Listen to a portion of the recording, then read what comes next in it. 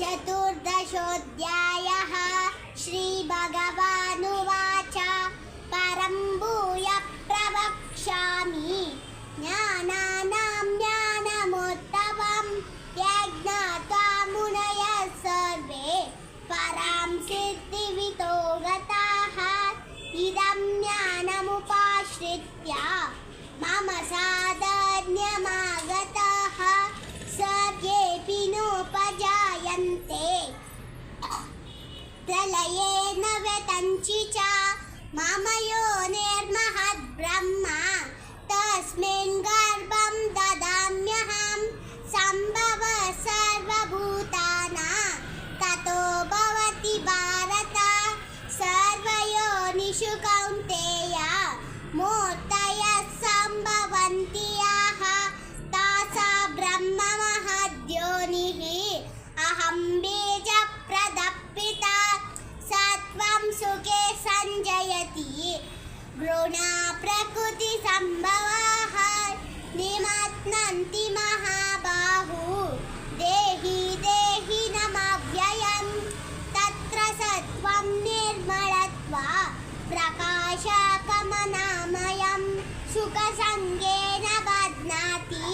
ज्ञानसङ्गेन चानघ रजोराघातकं वेत्ते कृष्णसङ्गसनमुद्धवं तन्निबध्नाति कौन्तेय मोहनं सर्वदेहिनां तासा ब्रह्ममहद्योनिः अहं बीजप्रदः सत्वं सुखे सञ्जयति नाहं कर्ता हरिकर्ता। जय श्री कृष्ण। चतुर्दशोऽध्यायः श्रीभगवानुवाच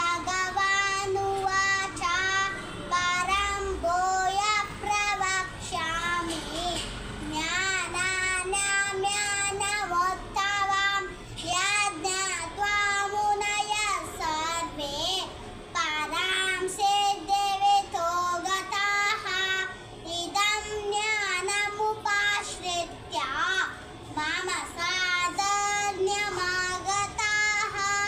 सर्गेऽपि नोपजायन्ते प्रलये न व्यतञ्चितः मम योनिर्महद्ब्रह्म तस्मिन् गर्भं ददाम्यहं सम्भवः सर्वभूतानां ततो भवति भारत सर्वयोनिषु कौन्तेय मूर्तयः सम्भवन्ति याः नाहं कर्ता हरिकर्ता। जय श्री कृष्ण।